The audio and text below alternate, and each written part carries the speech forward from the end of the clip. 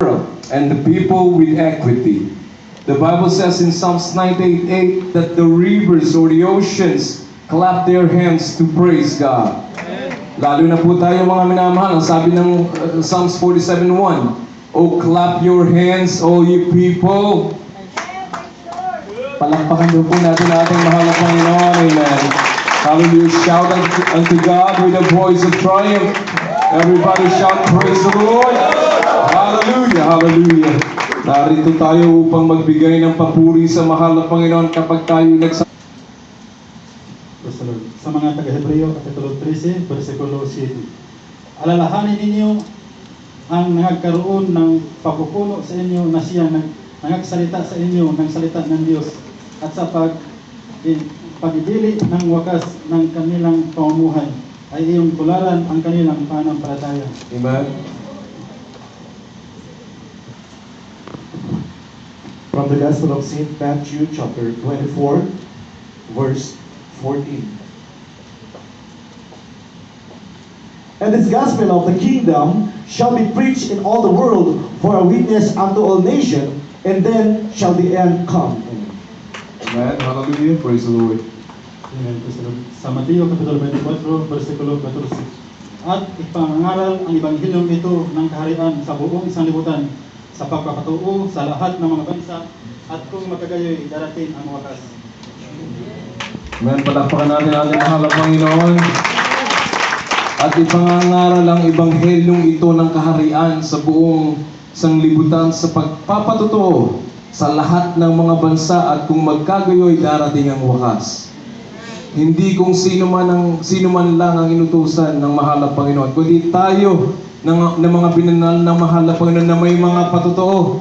Yun po ang dahilan kaya tayo nadala rito sa Middle East, mga minamahal, sapagkat ang bawat miyembro ng katawan ni Kristo, ang bawat miyembro ng Jesus Miracle Crusade ay may mga patutuo. Amen. Hindi yan kathang-isip. Hindi yan gawa-gawa ng tao. Tayo mismo nakaranas nito, mga minamahal. Hindi imbento ang ating karamdaman na pinagaling ng mahal na Panginoon. Nung wala tayo sa mahal na Panginoon, nasan tayo noon? Tayo lugmok sa karamdaman. Tayo lumalangoy sa kasalanan, mga minamahal. Pero nung ating mapakinggan ang salita ng Diyos na ipinangaral ng lingkod ng mahal na Panginoon, our beloved pastor, ano po nangyari? Tayo'y binago ng mahal na Panginoon. Tayo'y pinagaling sa ating karamdaman. Kaya nararapat lang na tayo'y magpatuloy, ipatutuo ang ating mga himalang naranasan sa buong sanlibutan. Ang sabi pa ng 13, "But he that shall endure unto the end, the same shall be saved." Hindi yung after natin mapakinggan ng Word of God, tapos na, pinagaling na tayo sa karamdaman, we can go on with our old life. Hindi po, mga minamahal. Tayo'y magpatuloy hanggang sa wakas, sapagkat ang magtitiis hanggang sa wakas, siya ang maliligtas.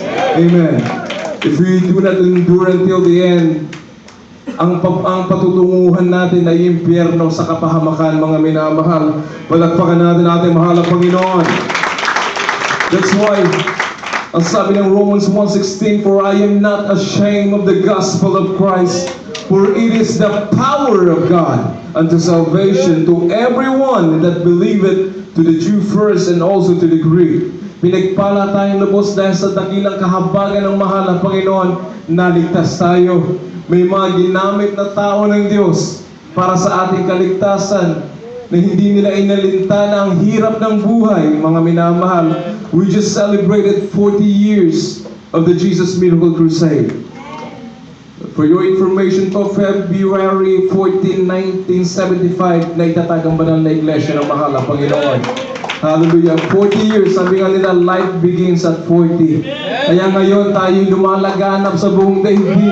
Ang lahat ng ating mga patutuo, mga minamahal, yan ang ginagamit ng mahal na Panginoon upang marami pa ang maligtas. Yun po ang dahilan kaya ka pinagaling. Amen? Upang ipalaganap mo, ikaw mismo, sabi ng Mark 16:15, "Go ye into all the world and preach the gospel to every creature." Kindly po, praise the Lord. Hallelujah.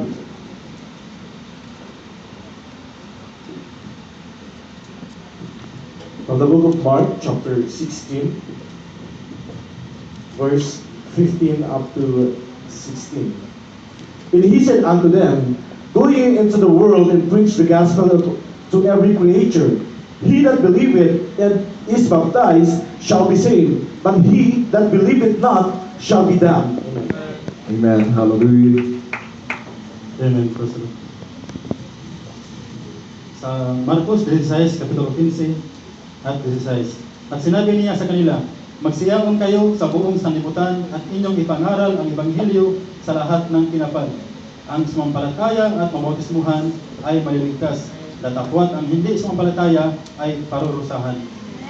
Amen. Tuloy ko po yung basa 17. And these signs shall follow them that believe. In my name shall they cast out devils. They shall speak with new tongues.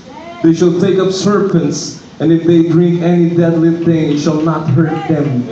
They shall lay hands on the sick and they shall recover. Ito po yung pagpapatunay lang sabi ng Biblia, mga minamahal, nakasulat lahat yan sa Biblia. Hindi natin inimbento yan, mga minamahal. Sinunod ng ating mahal na pastor, ipinangaral ito. Pinanghawakan ng pangako ng mahal na Panginoon. At ano pong nangyari, mga minamahal? Ako, tayong lahat nakaranas. Hallelujah, ng dakilang pag-ibig ng mahal na Panginoon, ng kanyang pagpapagaling. Hallelujah, ng pagbabago ng ating buhay. Tunay na dakila ang Diyos na buhay. Sapagkat hindi tayo nagbabakasakali, mga minamahal. Maraming mga ngaral ng salita daw ng Diyos na lumalaganap din sa buong daigdig.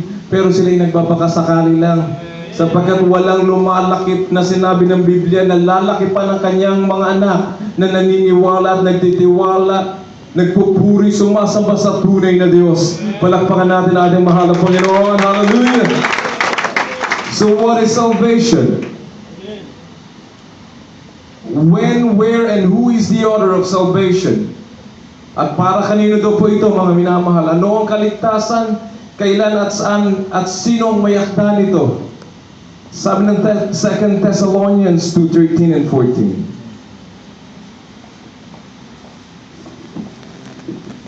From the book of 2 Thessalonians, chapter 2, verse 13 and 14. But we are bound to give thanks always to God for you, brethren, beloved of the Lord, because God hath the beginning chosen you to salvation through the sanctification of the Spirit and believing of the truth, whereunto He called you by our gospel, to the obtaining of the glory of the Lord Jesus Christ. And hallelujah. Sa mga ikalawang Tesalonica, Kapitulo 2, Versículo 13 and 14. Ngunit kami ay nararapat magpasalamat sa Diyos dahil sa inyo, mga kapatid na minamahal ng Panginoon, sa pagkakahirang sa inyo ng Diyos buhat ng pasimula sa ikaliligtas, sa pagpapabanal ng Espiritu at pananampalataya sa katotohanan. Sa kalagayang ito ay tinawag niya kayo sa pamamagitan ng aming Ebanghelyo upang magkamit ng kaluwalhatian ng ating Panginoong Jesucristo. Praise the Lord. Salvation begins with God. Jesus is the author of salvation, not because of our works, hindi dahil sa ating mabubuting gawa. Sabi ng Biblia, maging ang pagpapagal ng tao, hindi yan dahil sa kanyang kabutihan. But sabi ng Biblia, before the foundation of the world, God has chosen us. Amen. God had from the beginning chosen you to salvation. Mula sa pool, hindi pa tayo pinapanganak sa daigdig, pinili na tayo ng mahal na Panginoon. Tayo'y hinirang upang tayo'y maligtas.